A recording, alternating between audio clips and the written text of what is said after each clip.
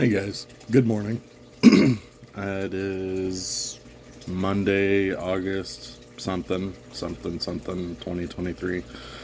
But I realized I didn't like the last video, how quickly I got it out and all that stuff. So I essentially just wanted to actually put in the time and effort to present a better kind of story as we go through the Bible.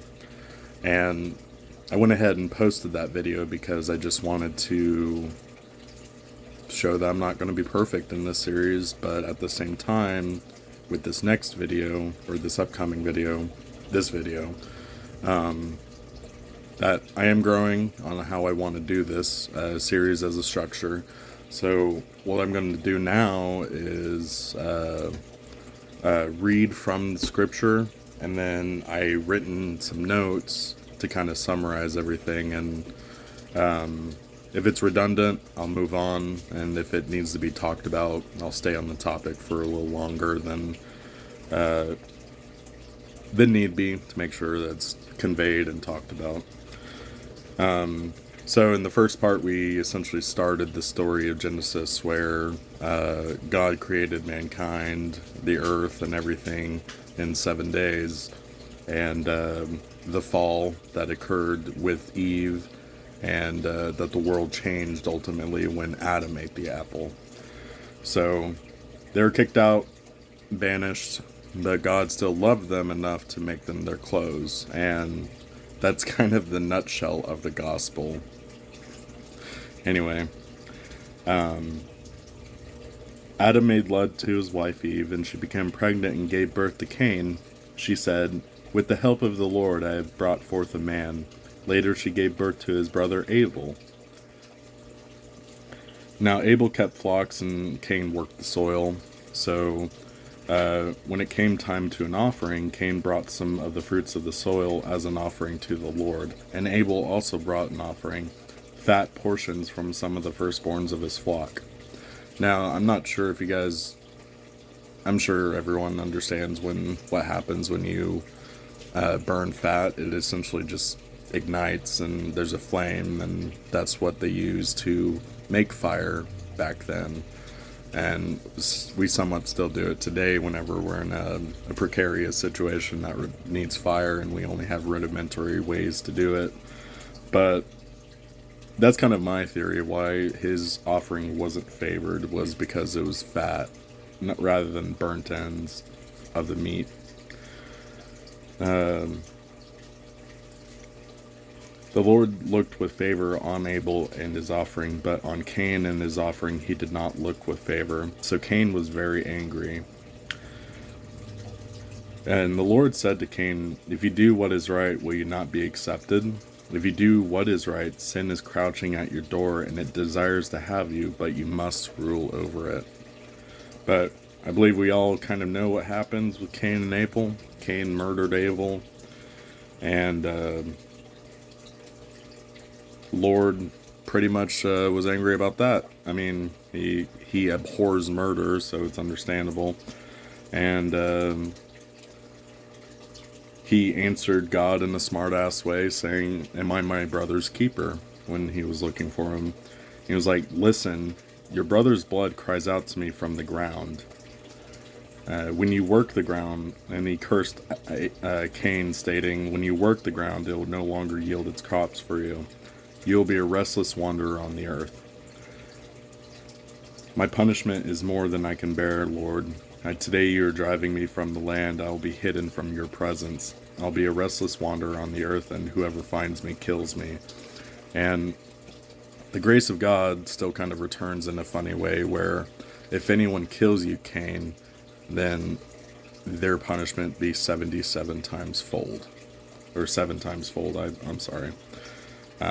But that curse is essentially moved down to the bloodline, where his sons, if anyone murdered his sons, then the punishment would be 7 times fold. And I thought it was interesting. So Cain went out of the Lord's presence and lived in the land of Nod. And when you actually translate that, that means wandering. So he essentially predicates himself to going to the land of the wandering, where nothing has been established, nothing has been done in the world. And I'm sure this is like somewhere in the Sahara Desert, north of Africa, in our modern day understanding. So turn the page. Now there's a whole section where the bloodline is continued through Cain, all the way down to Lamech, and then is continued through Seth as well. And on that note, just kind of read out the generations. Adam lived to 930 years. Seth lived to 912 years. Enosh lived 905 years. Kenan lived 910 years. Mahalalel lived 895 years. Enoch lived 365. So the issue, not necessarily an issue, but with Enoch being such an interest to the Lord, he was actually whipped up in a whirlwind into heaven. He's one of only 2 people that have done that.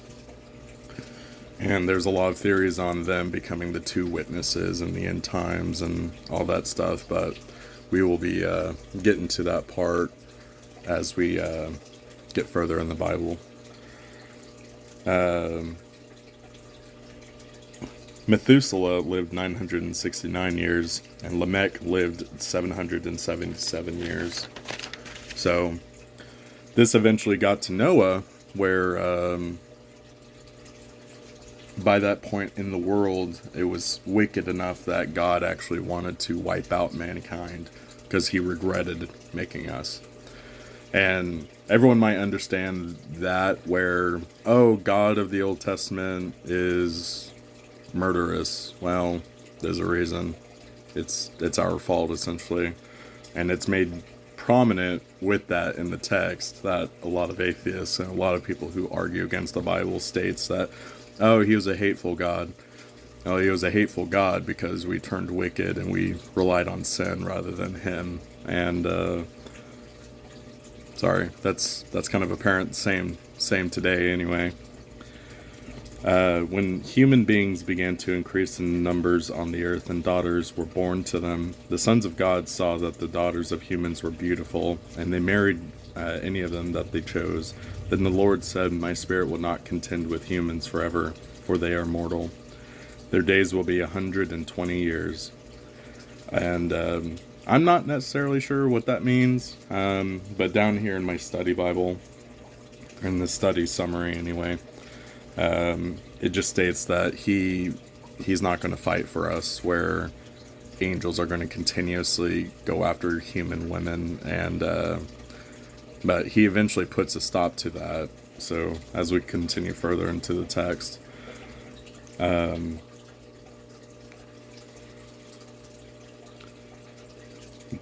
Nephilim were on the earth in those days, and Nephilim are pretty much the sum of what you get when you mate an angel with a human woman.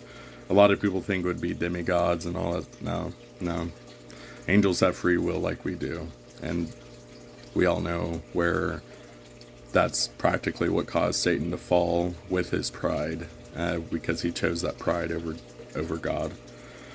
And the Lord saw how great the wickedness of the human race had become on the earth, and that every inclination of the thoughts of the human heart was only evil at all the time. The Lord regretted that he made human beings on the earth, and his heart was deeply troubled. So the Lord said, I will wipe from the face of the earth the human race I have created, and with them the animals, the birds, and the creatures that move along the ground, for I regret that I have made them. But Noah found favor in the eyes of the Lord. This is the account of Noah and his family. Okay, actually down here when I found it. So when it said, my spirit will not contend, it's practically saying my spirit will not remain in. There's a lot of translation errors, a lot of different translations with different translated Bibles and all that stuff. And if you're ever curious, and I'll keep pushing this app, there's an app called the Septuagint, where it essentially has Hebrew and Aramaic words that they're rooted in. And if you apply that to whatever Bible that you're reading, you can get a further context of what God had meant, or what Moses was writing down in the Old Testament, or any of the eyewitnesses in the New Testament. Excuse me. Noah was a righteous man, blameless among the people of his time, and walked faithfully with God. Noah had 3 sons, Shem, Ham, and Japheth. And essentially, in the further text, I went ahead and put brackets on it. It just kind of summarizes what's going to happen and God's plan being revealed with a flood to destroy all of mankind. And because of his Noah's faithfulness, Noah was told about this plan before it happened to construct an ark with God's commandment. And he was commissioned to basically build a boat to let all let all the animals who were invited onto the ark to have a chance to continue to be a part of the earth. And I have the next line underlined. It says, "But I will establish my covenant with you, and you will enter the ark, you and your sons and your wife, and your sons' wives with you. You will bring into the ark 2 of all living creatures, male and female, to keep them alive with you." And it essentially just states that he wanted unclean animals and clean animals. And to me, that kind of just signifies that with the gospel, you see a lot of unclean people and clean people who try to live their life for God, and those who choose bad decisions eventually will come back to God. And to me, that represents the 2 kinds of people that we see today. And they're saved because God fixes broken people, Jesus saves broken people, and the Holy Spirit will drive broken people, and vice versa with clean people as well, of course. Another section I have underlined: "Take with you 7 pairs of every kind of clean animal and its mate, and 1 pair of every kind of unclean animal, a male and its mate, and also 7 pairs of every kind of bird, male and female, to keep the various kinds alive throughout the earth. 7 days from now I will send rain on the earth for 40 days and 40 nights, and I will wipe from them the face of the earth with every living creature I have made." And Noah did all that the Lord commanded him. And then it just kind of tells the story as we continue through to finishing up chapter 7 of Genesis, of the events. And it basically just starts the flood. Now I'm going to put a pause here in the book where I just kind of want to talk about why the flood was so important.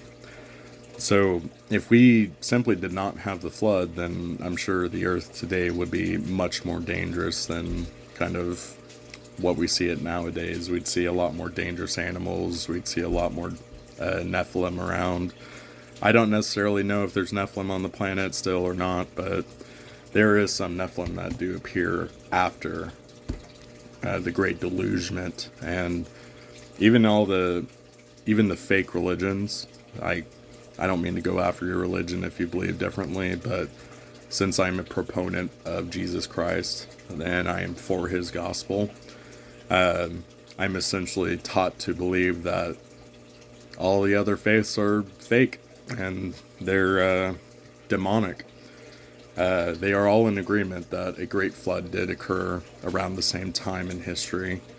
Now, I do have a timeline map that I'm going to begin doing shorts of, just kind of show people the different events throughout history and how it lines up with our own history and the biblical history that we know it as. But to begin in chapter 8, though,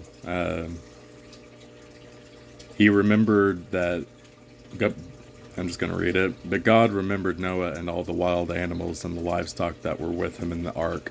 And he sent wind over the earth, and the waters receded. Now the springs of the deep and the floodgates of the heavens had been closed, and the rain had stopped falling from the sky. The water receded steadily from the earth, and the Ark of the Covenant, or the Ark, not Ark of the Covenant, that's completely different. The Ark essentially rested on Mount Ararat. I can't pronounce it. I apologize for the pronunciation. After 40 days, Noah opened a window when he had made in the ark, and sent out a raven, and if it kept flying back and forth until the water had dried, and kept it flying back and forth until the water had dried up from the earth. Then he sent out a dove to see if the water had been receded from the surface of the ground. But the dove could find nowhere to perch, because there is water all over the surface of the earth. So it returned to Noah in the ark. He waited 7 more days and again sent out the dove from the ark. And when the dove returned to him in the evening time, there in its beak was a freshly plucked olive leaf. And with the imagery of the Bible, that essentially grounded the dove and the olive leaf as hope, as a sign that God's will has been done and that they are safe now. He went ahead and actually sent out the dove again, and it did not come back. So I assume it realized its job was done, so he went to go live his own life, which, yeah, that's great. By the first day of the first month of Noah's 601st year, because by this point Noah was 600 years old. So just imagine being an old man trying to pilot a boat of that size with all those animals because God commanded you to. I can't. No. Maybe that's why we don't live that old. No, I'm just kidding. It actually tells you why later in the text. Anyway. Bring out every kind of living creature that is with you, so they can multiply on the earth and be fruitful, increase in number on it. Then Noah built an altar to the Lord, taking some of all the clean animals and clean birds. He sacrificed burnt offerings on it. The Lord smelled the pleasing aroma and said in his heart, "Never again will I curse the ground because of humans, even though every inclination of the human heart is evil from childhood, and never again will I destroy all of living creatures as I have done. As long as the earth endures, seed time and harvest, cold and heat, summer and winter, day and night will never cease." So it's amazing that we have ancient promises that are still kind of happening today, where we have the night and day cycle. We have winters and summers that do seem to be disastrous, and a lot on the food supply that we're dealing with now. We see unprecedented issues with that, and I might make a separate video about that stuff. I don't know yet. I don't know. I think there's enough prepper channels out there to cover all the bases of that stuff. But anyway, beginning of chapter 9 of Genesis. And God blessed Noah and his sons, saying to them, "Be fruitful and increase in number and fill the earth. Everything that lives and moves about will be food for you, just as I gave you the green plants. I now give you everything. But you must not eat the meat that has its lifeblood in it. Still, for your lifeblood I will surely demand an accounting. And I will demand an accounting from every animal and from each human being too. I'll demand an accounting for the life of another human being. Whoever sheds human blood, by human shall their blood be shed. For in the image of God has God made mankind." And then God said to Noah and his sons with them, "I will now establish my covenant with you and with your descendants after you, and with every living creature that was with you, the birds and the livestock and all the wild animals. I establish my covenant with you. Never again will all life be destroyed by the waters of the flood. Never again will there be a flood to destroy the earth. And God said, "This is a sign of the covenant I am making between me and you and every living creature with you, a covenant for all generations to come. I have set my rainbow in the clouds, and it will be the sign of the covenant between me and the earth.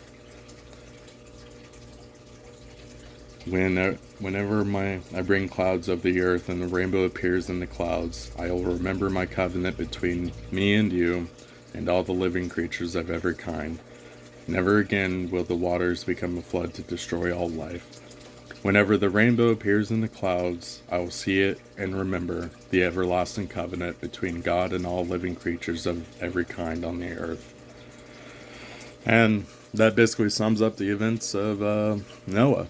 And I think it's important to understand the significance of him promising us that covenant 3 times.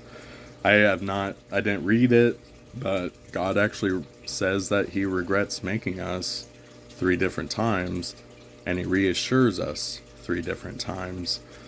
And I have this feeling that there's going to be a lot of significance and symbolism in Numbers 3, 40, and 7 throughout the Bible. They're probably going to be used for different things, but so far with the word 40, from my own personal Bible studies from the New Testament and Old, 40 is a time of evaluation.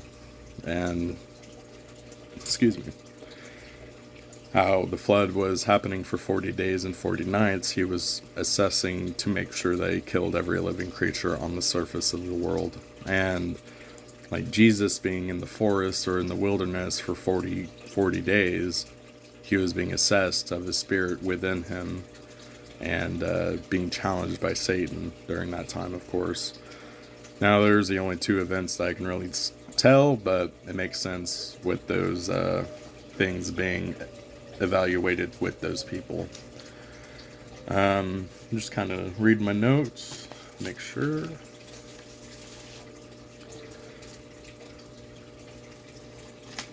A lot of people think that dinosaurs were on the ark as well.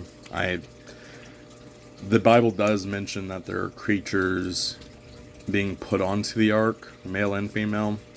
However, that could really mean different kinds of, or different species of the same animal, because that was also referenced. Let's see. Into ark. Going into the ark represented the first covenant God kept with us in destroying the life on earth that represented the wickedness. Both unclean and unclean animals were inside. And another thing to kind of mention with this is the taxonomy within the Bible. And I'm probably going to restate this as much as possible whenever we do talk about animal being involved in people's lives, like Jonah and the whale and stuff like that. They basically use a different taxonomy, and here in the here in the modern times, we have a different taxonomy because of Darwin. At least if I got that name right, good. If I didn't, then I apologize. The modern taxonomy that we know it today is, of course, it would be different from a 2,000-year-old book. So there's a lot of societal changes that we have to keep in mind when we're off the top translating what's in the Bible. And so just kind of go over what's next with the next video. We are going to be going into the account of Shem, Ham, and Japheth, Noah's sons, and who themselves had sons after the flood. And that's the start of chapter 10 in Genesis. And yeah. I continue to pray for you guys, whoever's watching, and whoever is willing to receive the word and wanting to be involved. You guys are more welcome to join in the comment. Even if you hate me for spreading the gospel or beginning the series, please leave a comment. I'm willing to start a discussion, and this is probably me being arrogant. If you're not believing the gospel for what it is, challenge me and I'll prove you wrong. And that's okay. I'll try my best to use this as a resource and explain why those views are wrong and why the Word is able to sustain itself. And I do believe the Bible is self-sufficient, and it's able to preserve its words because of the ancient artifacts like the Dead Sea Scrolls and stuff like that. We're still able to use those as a resource to make sure that we're getting accurate translations. We just need to make sure that we stay away from the Passion Translation and some of the other modern day translations that clearly are against what the Bible says. If you want to hear more about that stuff, I have them ordered, actually. I think it's a funny collection item just to have on hand in case I need to use it as a reference and prove why it's wrong. But anyway, thanks for watching. Hope you guys enjoyed. Just leave any critiques or anything that you want to see changed or anything that you have a recommendation about. Just leave down in the comments for me and press that like and subscribe or whatever you want to do. Thanks. See ya.